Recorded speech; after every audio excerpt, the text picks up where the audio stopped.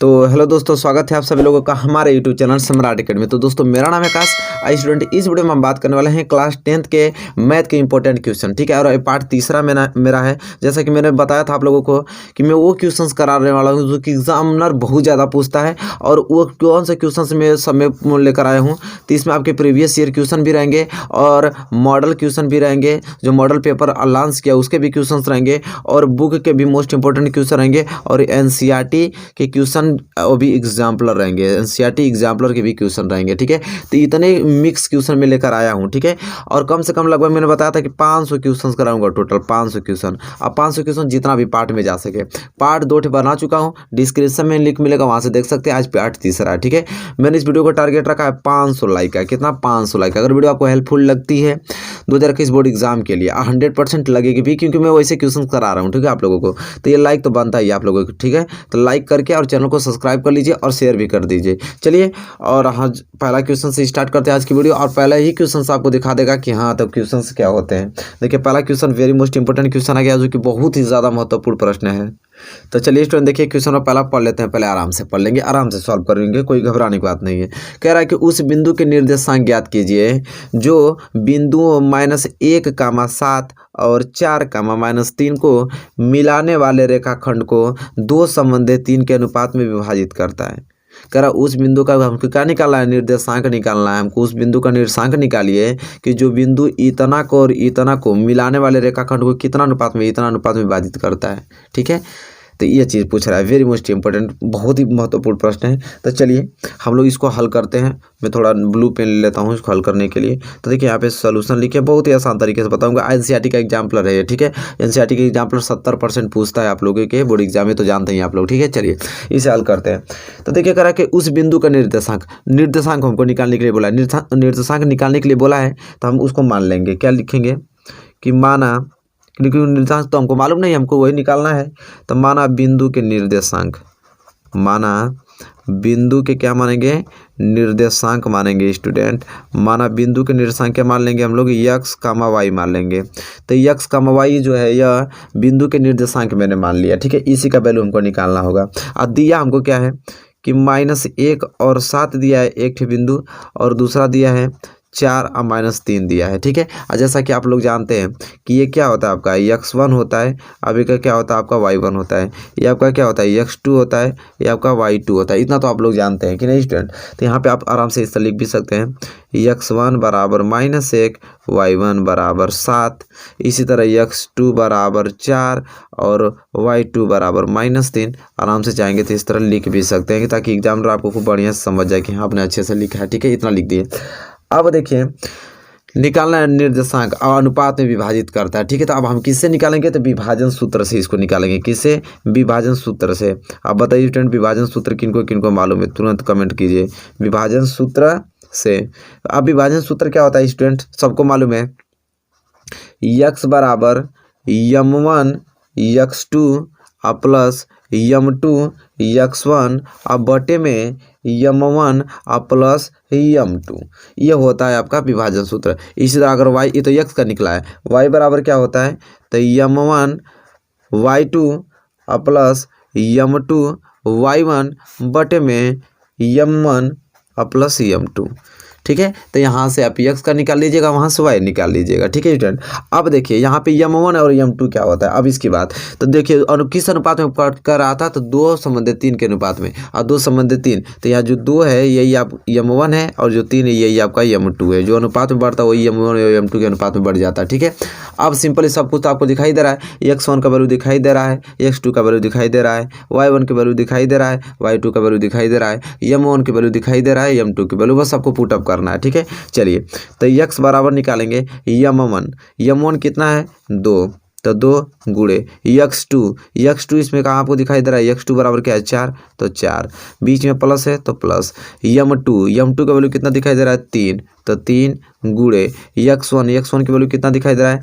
-1, तो -1 बटे में m1 प्लस m2, मतलब कि 2 और प्लस 3, ठीक है। अब इसे हल कीजिएंगे तो x बराबर 2 चौको 8, और देखिए प्लस 3 में -1 का गुणा करेंगे तो क्या आएगा? -3 ही आएगा, और बटे में 2 और 3 5 हो जाएगा। यहाँ क्या हो जाएगा x बराबर 8 प्लस में -5 गुणा होगा तो क्या हो जाएगा -3 बटे में क्या हो जाएगा 5। तो यहाँ से x बराबर क्या आ जाएगा 8 में से 3 गया तो 5/5 कैंसिल। तो यहाँ x बराबर क्या आ गया 1 आ गया स्टूडेंट। x बराबर क्या आ गया स्टूडेंट 1 आ गया। अब x बराबर 1 आ गया। इसी तरह यहाँ से y की वैल्यू निकाल देंगे। तो यहाँ से y निकालेंगे तो y बराबर क्या आ जाएगा m1। अब m1 क्या है स्टूडेंट तो 2 है इंटू y2 कितना है -3 है और प्लस m2 कितना है तो 3 है इंटू y1 कितना है तो 7 है और बटे में m1 प्लस m2 मतलब 2 + 3। इसे हल करेंगे स्टूडेंट तो y बराबर क्या आ जाएगा -3 और 2 का गुणा करेंगे तो -6 आ जाएगा और प्लस 7 × 21 बटे में 3 × 2 = 5। यहाँ से y बराबर -6 और प्लस 21 यहाँ से अब घट जाएगा ना तो कितना बच जाएगा 15 × 6 = 21 तो 15 बच जाएगा और बटे में यहाँ से 5 बच जाएगा तो 5 × 3 = 15 मतलब y बराबर क्या आ गया स्टूडेंट y बराबर आ गया आपका 3। तो अब हमसे क्या पूछा था निर्देशांक पूछा था तो वही तो हमसे पूछा है। माना बिंदु के निर्देशांक क्या माने थे हम लोग x और y माने थे तो x बराबर यहाँ 1 आ गया y बराबर 3 आ गया मतलब कि बिंदु का निर्देशांक क्या हो गया 1, 3 हो गया। यही आपका आंसर हो गया सिंपल सा।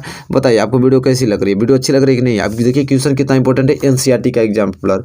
अब बहुत अच्छे ढंग से मैंने एक्सप्लेन करके आपको समझा दिया नो डाउट आपको होगा इसमें स्टूडेंट ठीक है। चलिए और क्वेश्चन आपको अच्छा लगा तो प्लीज़ लाइक कीजिए। चलिए हम बढ़ चलते हैं अगले क्वेश्चन की ओर क्वेश्चन नंबर दूसरे की ओर। चलिए स्टूडेंट देखिए क्वेश्चन नंबर दूसरा आ गया है।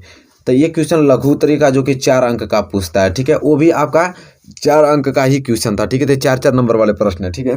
तो देखिए कह रहा है क्वेश्चन नंबर दूसरा कि द्विघात समीकरण 5x² - 8x = 4 को पूर्ण वर्ग बनाकर हल करना है। देखिए बहुत ही ज़्यादा मोस्ट इंपॉर्टेंट क्वेश्चन। एक क्वेश्चन तो मिलेगा आपको पूर्ण वर्ग बना के हल करने के लिए। इसी क्वेश्चन को मैं एक्सप्लेन करके समझा देता हूँ। ये भी आपका एनसीईआरटी एग्जाम्पलर है ठीक है। चलिए तो देखिए द्विघात समीकरण दिया इसको पूर्ण वर्ग बना के कैसे हल करते हैं वो मैं आपको बता रहा हूँ। तो यहाँ पे पहले हम लिखेंगे सॉल्यूशन और सॉल्यूशन लिखने के बाद हम समीकरण को उतारेंगे कि पहले दी गई समीकरण जो पहले समीकरण दिया गया है उसको उतारेंगे। आराम से समझिए एक एक पॉइंट। दी गई समीकरण ठीक है। अब समीकरण क्या दे रखा है स्टूडेंट हमको तो समीकरण दे रखा हमको कि 5x² - 8x = 4 दे रखा है स्टूडेंट। अब हमको करना है यहाँ पे कि जो ये 5x² - 8x ये जो 4 इधर लाएंगे तो क्या हो जाएगा -4 या बराबर इधर क्या बच गया 0 बच गया ठीक है स्टूडेंट। अब इसे क्या मान लेंगे हम लोग समीकरण मान लेंगे 1 मान लेंगे स्टूडेंट। समझ में आ गया क्या मान लेंगे 1।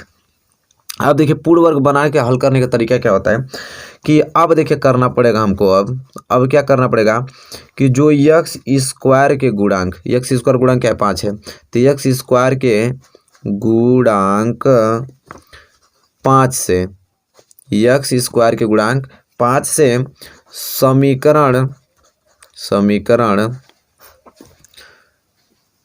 1 में भाग देने पर भाग देने पे कह रहा है कि x² का जो गुणांक 5 है उस 5 से समीकरण 1 में जो है समीकरण 1 माने उसमें भाग देने पर। चलिए अब भाग देंगे तो क्या हो जाएगा ये हो जाएगा 5x² बटे में 5 माइनस 8x बटे में 5 और -4 बटे में 5 बराबर 0। यही तो होगा स्टूडेंट भाग देने पे। अब देखिए 5 से 5 कैंसिल ठीक है 5 से 5 क्या हो गया कैंसिल तो बचा क्या x² माइनस ये क्या बचेगा आपका तो बचेगा 8 बटे 5x और ये क्या बचेगा तो 4 बटे 5 बराबर 0 बचेगा स्टूडेंट ठीक है। अब सिंपली आपको करना क्या है कि अब यहाँ से बराबर में यहाँ निकाल दीजिए कि x² माइनस 8 बटे 5x देखिए -4 बटे 5 इधर भेज देंगे तो क्या आ जाएगा +4 बटे 5 आ जाएगा ठीक है स्टूडेंट। तो इतना आ गया। अब देखिए इतना आ गया। अब करना आपको क्या है आगे अब उसको ध्यान से समझिए। अब इसको ये जो करना है अब लिखेंगे यहाँ पे एक लाइन चीज़ कि दोनों ओर इधर भी दोनों ओर यक्स के गुणांक दोनों ओर यक्स के गुणांक के आधे का वर्ग कितना हो जाएगा कर देखिए दोनों ओर इधर भी LHS भी RHS भी और यक्स के गुणांक यक्स का गुणांक क्या है यहाँ पे यक्स का गुणांक है 8 बटे 5। अब 8 बटे 5 का आधा करेंगे 8 बटे 5 का आधा करेंगे तो ये 2 का गुणा इसमें हो जाएगा तो क्या हो जाएगा 8 बटे 10 हो जाएगा इसका आधा करेंगे तो अब इस 8 बटे 10 का क्या करना है, वर्ग करना है। ठीक है, 8/10 का क्या करना है, वर्ग। तो चलिए ये लिखे हैं कि दोनों ओर यक्स के गुणांक के आधे का वर्ग क्या हो जाएगा, 8/10 का स्क्वायर जोड़ने पर। ठीक है, जोड़ने पर करना हमको ये चीज़ सिंपल है कि यक्स का गुणांक क्या है, 8/5, इसका आधा करेंगे तो 8/10 हो जाएगा, और इसका स्क्वायर करके इधर भी जोड़ देंगे इधर भी जोड़ देंगे, इसका करने का मतलब यही चीज़ है। अब करना हमको ये चीज़ है कि ये जो दिया है यक्स स्क्वायर माइनस 8/5 इधर भी हम क्या करेंगे, ये स्क्वायर जोड़ देंगे, 8/10 स्क्वायर जोड़ देंगे। अब बराबर इधर आपका क्या दिया है, 4/5, इधर भी हम क्या करेंगे कि 8/10 का स्क्वायर क्या करेंगे स्टूडेंट, जोड़ देंगे। अब सिंपली आपको करना यह है कि इसे हल करते हैं, कितना हो जाएगा आपका यह, तो स्टूडेंट यह आपका हो जाएगा यक्स स्क्वायर। ठीक है, अच्छा एक फिर देखिए यहाँ फार्मूला आपको बनना है, देखिए समझिए, ए माइनस बी का होल स्क्वायर का फार्मूला क्या होता है, A square plus B square minus 2ab, यही तो होता है स्टूडेंट, बात को समझ रही है, यही तो होता है। या तो इस फार्मूला को ऐसे भी लिखते हैं, ए स्क्वायर माइनस 2ab और प्लस बी स्क्वायर, ऐसे भी लिखते हैं कि नहीं, लिखते हैं। तो अब देखिए ये हो गया यक्स का स्क्वायर। ठीक है, ये क्या हो गया, यक्स स्क्वायर माइनस 2 दिया है, ए क्या दिया है यहाँ पे यक्स, और बी क्या दिया है 8/10, और 2×5 है 10, तो ये क्या हो जाएगा 8/5 यक्स और प्लस बी का स्क्वायर, तो यही भी है। मतलब ये आपका जो बन रहा है फॉर्मेट, ये किसका बन रहा है, तो स्टूडेंट यह बन रहा है यक्स माइनस 8/10 का होल स्क्वायर बन रहा है, मतलब ए माइनस बी का होल स्क्वायर बन रहा है कि नहीं, आप ही देख लीजिए आराम से बन रहा है। तो यक्स माइनस 8/10 का होल स्क्वायर बन गया। अब बराबर इसे हल करेंगे तो क्या हो जाएगा 4/5 और प्लस 8 का वर्ग करेंगे तो 64 और 10 का वर्ग करेंगे तो क्या हो जाएगा 100 हो जाएगा स्टूडेंट। अब देखिए सिंपली करना है यह कि यक्स माइनस 8/10 का क्या हो गया होल स्क्वायर, अब बराबर इसे हल करेंगे तो कितना आ जाएगा, एलसीएम लेंगे तो कितना हो जाएगा 100, यहाँ कितना हो जाएगा 5 दूनी के 10, तो 20 बार, अब 20 चौको 80, प्लस 100 से 100 कैंसिल तो कितना बच गया 64। इसे हल करेंगे तो कितना आ जाएगा स्टूडेंट, तो 64 और 80 जोड़ेंगे तो 8 से 14 कितना आ जाएगा 144 बटे कितना आ जाएगा 100 आ जाएगा। ठीक है, तो मतलब इसे उतारेंगे तो यक्स माइनस 8/10 का क्या हो जाएगा होल स्क्वायर बराबर 144 बटे कितना हो जाएगा 100 हो जाएगा। अब स्टूडेंट करना यह है कि यक्स माइनस 8/10 का वैल्यू निकालिए, तो यह अगर वर्ग में इधर भी देंगे तो किस में हो जाएगा, वर्गमूल में हो जाएगा, तो 144 बटे क्या हो जाएगा 100 हो जाएगा। अब सिंपल इस करना है कि यहाँ कर मैं निकालूँ कि यक्स माइनस 8/10 बराबर, तो देखिए 144 का वर्ग क्या होता है, वर्गमूल 12, और 100 का वर्गमूल क्या होता है 10 होता है। सिंपली इतना आ गया। अब हमको करना क्या है स्टूडेंट, इतना के बाद तब इतना आप लोगों कर लिए, लेकिन ये किस में आता है, प्लस माइनस में आता है, वर्गमूल में साथ वो किस में आ गया, प्लस माइनस में आ गया। अब देखिए यहाँ से अगर यक्स की वैल्यू निकालूँ तब प्लस माइनस 12/10 और माइनस 8/10 हो जाएगा, तो क्या हो जाएगा प्लस 8/10 इधर हो जाएगा। ठीक है, अब यहाँ से निकलेगा यक्स बराबर, देखिए यहाँ पे हर दोनों सेम है तो ऊपर वाला जुड़ जाएगा, तो 12 और 8 कितना हो जाएगा 20, 20 बटे क्या हो जाएगा 10 हो जाएगा स्टूडेंट। ठीक है, 20 बटे क्या हो गया या 10 हो गया। अब सिंपली करना ये चीज़ है कि एक बार हम क्या ले रहे हैं, प्लस लेने पर, एक बार माइनस लेने पे, क्योंकि प्लस माइनस यहाँ है ना, क्योंकि वर्गमूल हमेशा किस में निकलता है, प्लस और माइनस में निकलता है। तो एक बार हम प्लस लिए हैं तो क्या हो जाएगा 12 8 20 बटे 10 हो जाएगा, तो 10 दूनी के 20, मतलब एक्स बराबर क्या आ गया 2 आ गया स्टूडेंट, एक्स बराबर क्या आ गया 2। अगर एक बार माइनस ले लेंगे तो माइनस लेने पर क्या हो जाएगा कि माइनस 12/10 और प्लस 8/10, यही तो होगा ना, माइनस लेंगे आगे तो ये क्या हो जाएगा, ये तो सेम है तो नीचे आपका 10 ही रहेगा। अब -12 प्लस 8 जाएगा तो घटेगा तो कितना बचेगा -4, तो ये हो जाएगा -2/5 आ जाएगा। ठीक है, तो एक एक्स बराबर 2 आ गया और एक एक्स बराबर कितना आ गया -2/5 आ गया। ठीक है, तो हमसे क्या पूछा था कि इसका हल पूछा था, तो हमको मालूम चल गया कि अतः -2/5 तथा 2 दी गई द्विघात समीकरण के अभिष्ट हल होंगे। ठीक है, एक्स बराबर यह 2 और एक्स बराबर -2/5 दी गई द्विघात समीकरण के क्या होंगे, अभिष्ट हल होंगे। तो इस प्रकार से हम क्या करते हैं स्टूडेंट, ज्ञात करते हैं कि किसी का पूर्ण वर्ग बनाकर हम कैसे हल करेंगे। बहुत ही ज़्यादा मोस्ट इंपॉर्टेंट क्वेश्चन है, इसको तैयार करके जाना आपको स्टूडेंट। चलिए क्वेश्चन नंबर दूसरा क्लियर हो गया, तो हम बढ़ेंगे अगले क्वेश्चन की ओर, क्वेश्चन नंबर तीसरे की ओर।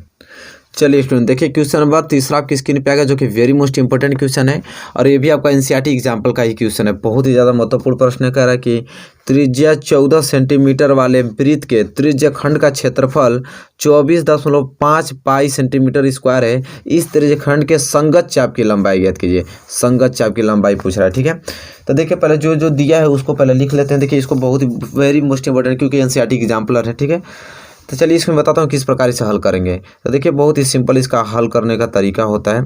तो देखिए सॉल्यूशन में लिखेंगे, पहले जो जो दिया उसको लिखे। त्रिज्या 14 सेंटीमीटर, त्रिज्या 14 सेंटीमीटर। तो हम लोग लिखेंगे पहले क्या है कि दिया है, क्या लिखेंगे दिया है। और त्रिज्या को किससे डिनोट करते हैं, स्मॉल आर से। तो आर बराबर कितना दे दिया है, 14 सेंटीमीटर दे दिया, नो डाउट कोई दिक्कत नहीं, ठीक है। अब देखिए तथा त्रिज्या खंड का क्षेत्रफल दे रखा है, तथा यहाँ लिखेंगे हम लोग त्रिज्या खंड का क्षेत्रफल, तथा त्रिज्या खंड का क्षेत्रफल बराबर कितना दिया स्टूडेंट, तो 24.5 पाई सेंटीमीटर स्क्वायर दे दिया स्टूडेंट, ठीक है।